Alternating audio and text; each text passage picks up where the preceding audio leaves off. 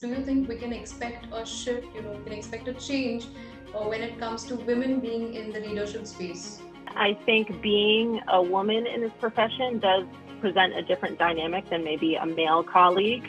I have grown my way through the IT ladder, you might say. And now that I've been in the profession a long time and I've got my feet under me and I know how to navigate some of those changes, I'm in a position of, quote, power where I'm able to help influence who's at the table.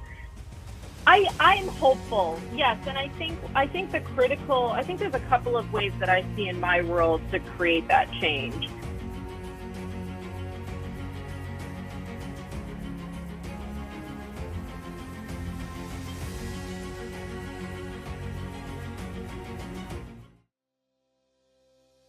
Hello and welcome to CIO News. I am Simran Shivalkar, a journalist at CIO News and your host for today. This session is being recorded and it will be available on our website cionews.co.in, on our YouTube channel and our LinkedIn handle as well.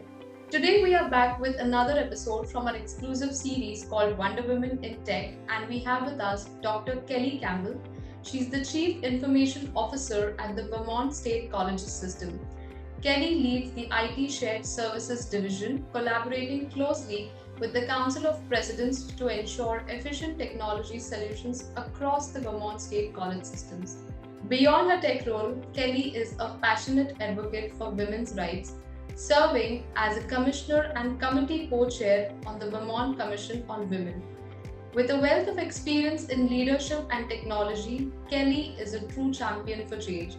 It gives me immense pride and pleasure to welcome her to this series. So Kellie, thank you so much for joining us today. Thank you so much for having me. I appreciate the opportunity. Fantastic. And with that, I would like to ask you the very first question. If you could just take us through your role, what your typical day looks like and what's involved when it comes to being the Chief Information Officer at Vermont. I'm happy to do so. So yes, I have the opportunity to be the Chief Information Officer, as you outlined, of the Vermont State Colleges System. And what I get a chance to do in that role is help lead transformation and work across the whole state of Vermont. Vermont is not a large state, but we are mighty and full of passionate folks, and the work we get to do in being in public higher education is very embedded and inclusive in our community. Public higher education is a critical foundation, how our communities thrive, and access is a key priority for us in our state to support opportunities for Vermonters, but also to help advance Vermont. So while my title is focused on leading an IT organization, a lot of the work I have the opportunity to do with folks across the system is to help think about how we continue to improve and expand access to public education, given technology is such a critical backbone and vehicle for supporting that mission. So the role of the CIO is to help lead the IT organization, but is also to help advance projects and initiatives that help support that mission and that objective in our state. Thank you so much for answering that, Kellie, and giving us a comprehensive view about what goes into a life of a CIO, I would say. With that, I'm sure the role is as challenging and as demanding. Any common challenges that you would like to address today? To be transparent, I think being a woman in this profession does present a different dynamic than maybe a male colleague. I have grown my way through the IT ladder, you might say, in terms of different positions. I actually started off on the educational and instructional side of IT and grew into leadership positions. I think one of the key reasons for that was given my priority and energy around building bridges between people and technology, connecting people with solutions.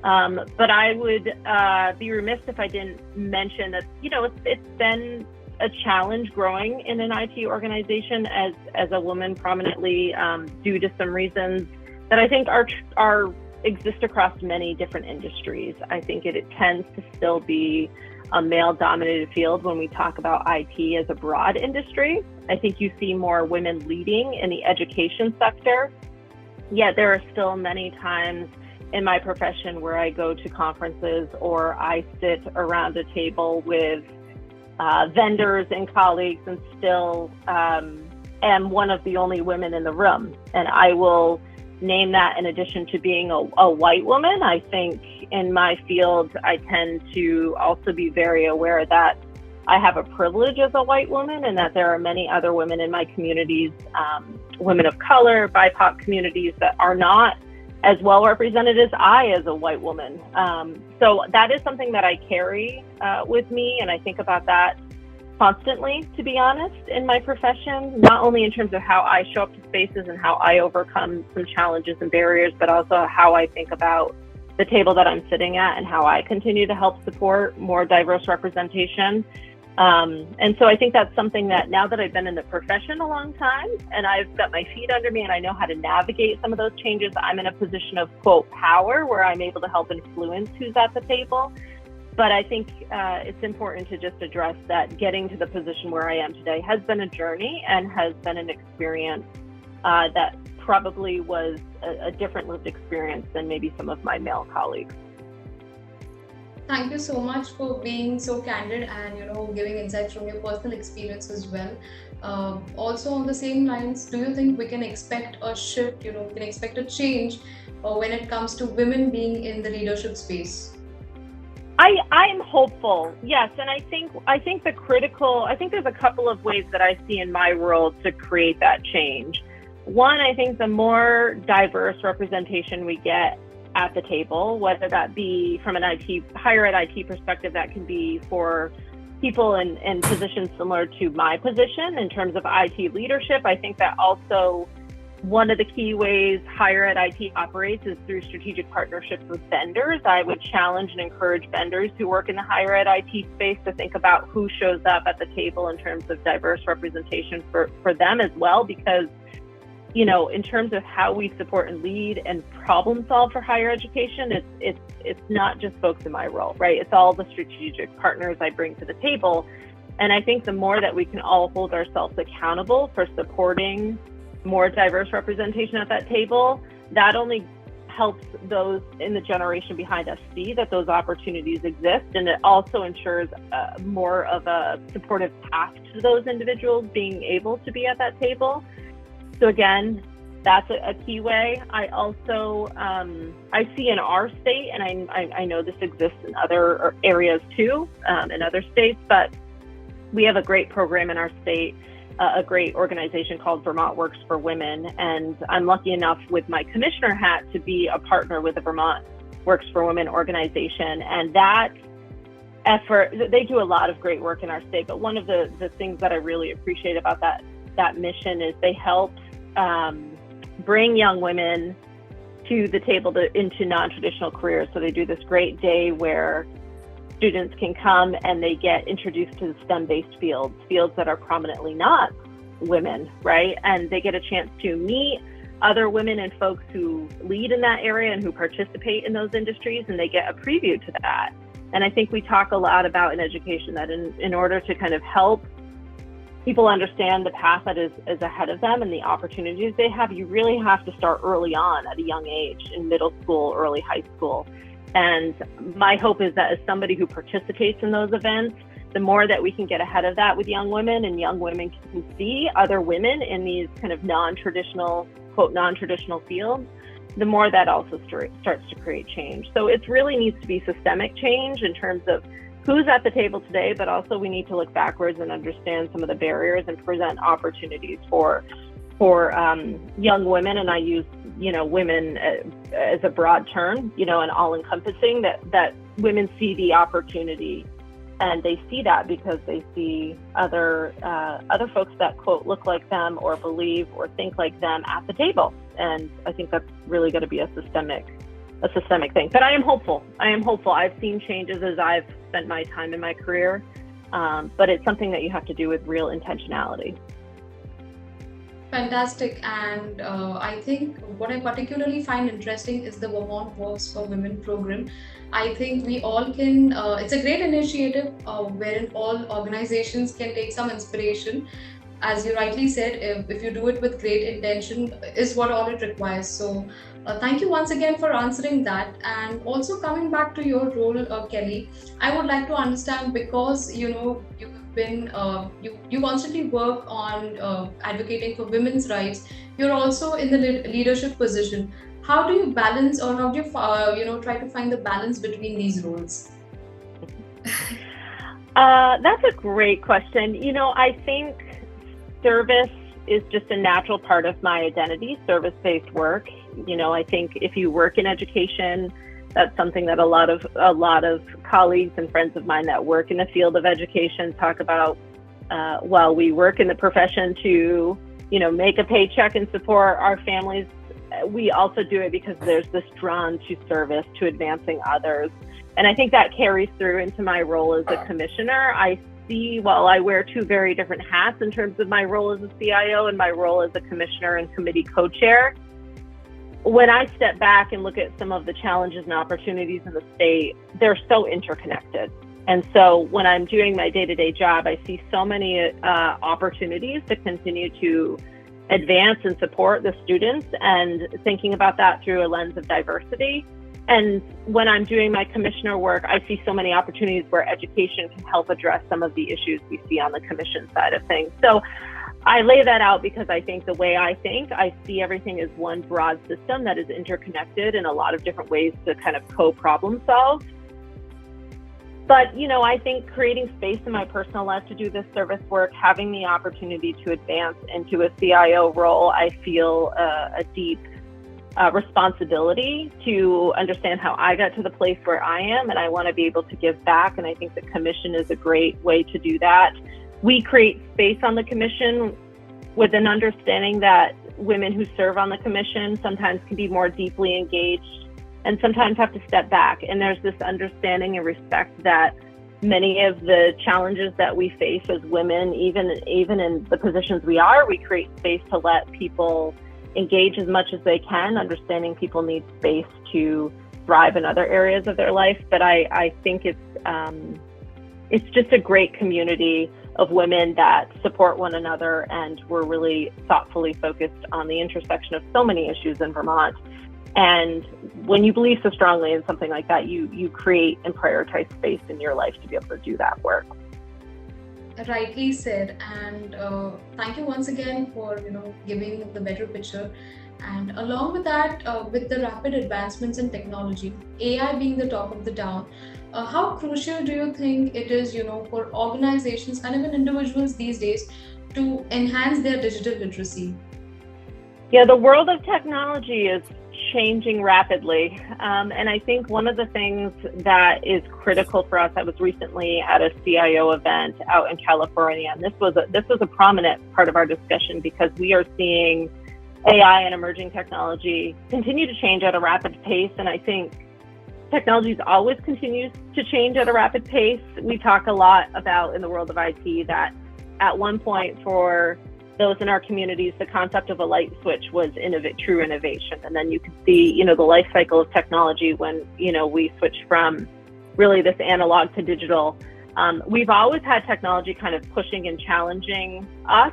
And I think both communities and as people and as industries, we've had to constantly adapt. But I do believe strongly that the world of AI is going to really have major impact on how we operate our businesses, how we run our industries, how we serve specifically in the education sector our students, whether that be from a service perspective or an educational perspective. For me, who I am as a woman in leadership and my educational background and my values, I think the critical intersection of that conversation needs to be around ethical adoption. And I use that word ethical adoption not only through the lens of where does it make sense to adopt technology and benefit from it, but also to have a really intentional conversation around where technology is not appropriate and where that does not help advance the efforts that we are all working towards. I think there needs to be a human philosophical layer to that conversation, but also very much advocate and support the idea that we can't ignore it and resist it. And I think that's going to be a really important conversation for those of us in higher ed not to have in a silo, but to have with strategic partners and vendors and technology leaders outside of the education sector, because it's all, once again, my philosophy around systems, it's all interconnected. I will also say, I think as we think about the adoption of these technologies, specifically in higher education, we have to look at it through a lens of diversity, equity, and inclusion. And I think about that specifically in Vermont, as I think about rural Vermonters, and there are parts of this conversation that will be more rapid into certain parts of our state, and we need to make sure that we're having a conversation around how these technologies and the opportunities they present are equitably distributed and provided to all across our state, and that folks in different areas of our state will have different opportunities than others. So there has to be a conversation not just around the ethics, but how accessing that technology for good is an equitable experience for Vermonters and beyond. Absolutely, and because you also spoke about the ethical part, anything that concerns you specifically when we talk about the emerging trends like generative AI? It is a different discussion for different industries. I saw a great list of industries that will be majorly impacted at the CIO event, and I will say technology in the field of IT was at the top of that list. And it's a real understanding that AI has, and AI is a broad term, right? There was a great analogy used that AI tends to be kind of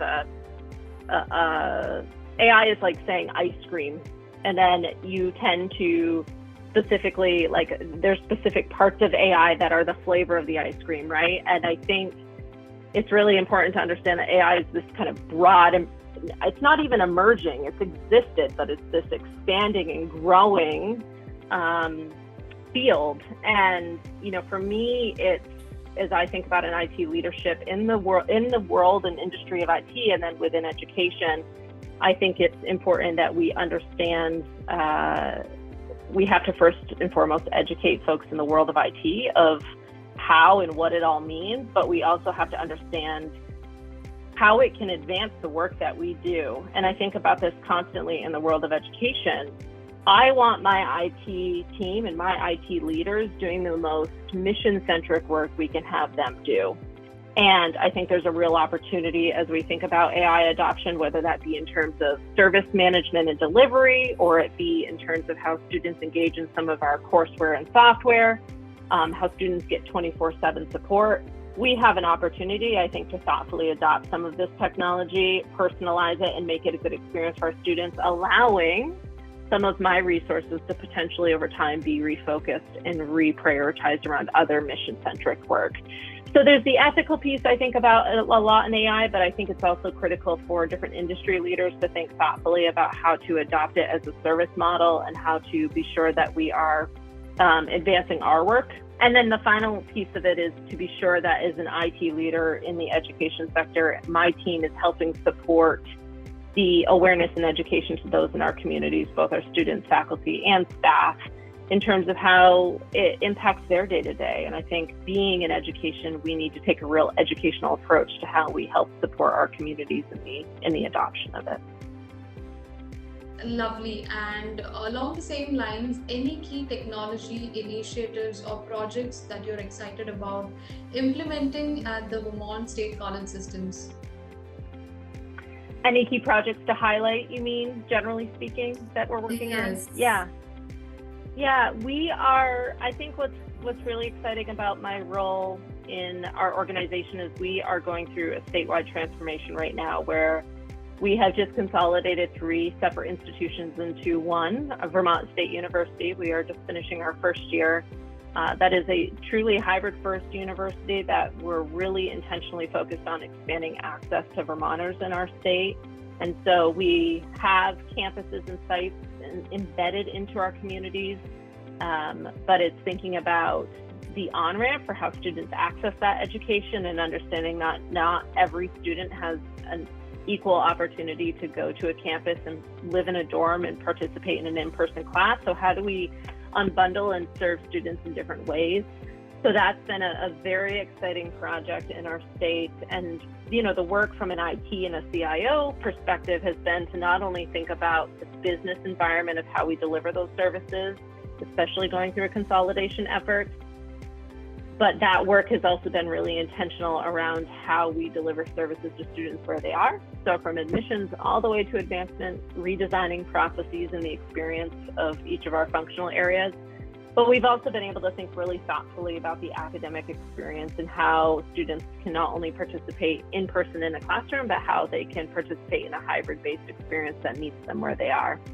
So that's been a really exciting part of our work, in addition to you introduced me as the IT of shared services. So we have had the opportunity in our state to bring together, specifically for IT, an IT shared services organization that also supports our very important and critical to our community college system of Vermont. And that's been a really, I will say that's been a real light in my experience over the past couple of years, the opportunity to engage with the community college in a more meaningful way, not only in terms of supporting them in their IT needs, but also to understand the mission and the population of students that we get to serve is really exciting. And, there's just a spotlight on some of what we've been doing at the Vermont State College System in the state of Vermont, but it's been a really exciting opportunity to help participate and lead over the past 3+ years. Fantastic, and thank you so much for sharing a glimpse of the projects that we can certainly anticipate, look forward to when it comes to Vermont state systems. Lastly, I would like to understand from you, Kelly, any key practices or any final words of advice that you would like to give out to women, especially who are looking forward to make their mark in this space. That's a deep and personal question, and I'm so glad you asked it. I will say at a high level, I never expected to go into the field of IT, and even still today, I'll ask myself sometimes, how did I end up here? A couple of reasons. One, I think understanding who you are and where you come from is really important. I was born and raised in the rural kingdom side, northeast kingdom of Vermont, raised by women, very strong women, very capable women. And I think that set a foundation for me, understanding that women can do things and women can do really hard things, and women don't have to have forced choice. They have choice and they have opportunity. You can do anything that you truly want to do with the right support and with the right ambition. And I think that is something that I learned young. The ability part of who I am as a person from my childhood. I ended up in the IT field due to an experience actually as a student. I was placed in media technology as a student when I went off to college. And I remember being the only young woman working that job, looking to my left and right and just seeing classmates that were, men that were prominently doing that job. And it was the reason I retained in that position was due to actually a male mentor who really wanted me to stay, supported me, had good discussions with me. And I think that's something that if you're interested in a field, getting a mentor young, and it doesn't necessarily have to be a woman that is your mentor. I think anybody who is willing to uplift and support you and help you overcome barriers. And that person is still a dear friend and colleague and mentor to me today, who really did anything he could do to help advance and support me in my work.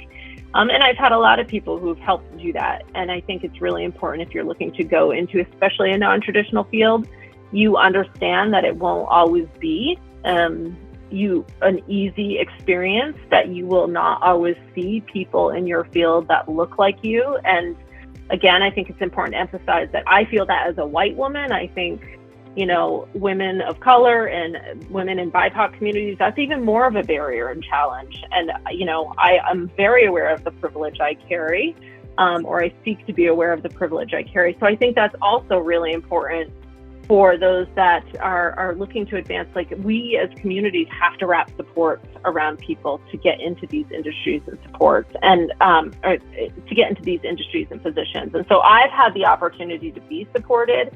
And I think that's why I feel such a strong pull to help support others, because anybody who wants to do this, there's not a guarantee that they will have somebody to support and help uplift them. So it's really kind of this full community experience. And I think if I was going into this field all over again, I think the points I would make is starting young with a mentor and helping look for others to help support and advance you is a really critical piece of it. I think the last thing I will say is, and this was not my experience, I had to learn this the hard way going through my lived experience, is we don't talk about what the hard stuff will look like. We talk about some of the barriers for women advancing into, quote, non-traditional fields, but we don't necessarily break down what that means in terms of true lived experience. And I can only speak about that through my lived experience, and I know that is not a one-size-fits-all, but there's a certain skill set that I've had to gather over my experience in leadership. And I think we need to be more transparent about what those specific challenges are and help young women understand how to personally navigate those. And those can be very uncomfortable conversations, but I think they're really important in order for women to retain and stay in these fields and help contribute diverse perspective that is only going to help advance the industry and the profession. Lovely, and I think we all can agree on that. Kelly, this has been a wonderful conversation. Thank you so much for the opportunity. I sincerely appreciate you elevating these conversations. It's an important way for people to storytell and help advance others. So I appreciate the opportunity to do so. Thank you. Kelly, thank you so much for agreeing to do this with us. This has been a very inspirational conversation, and along with your insights as well. I personally look forward to having more such conversations with you. So thank you once again for agreeing to do this with us.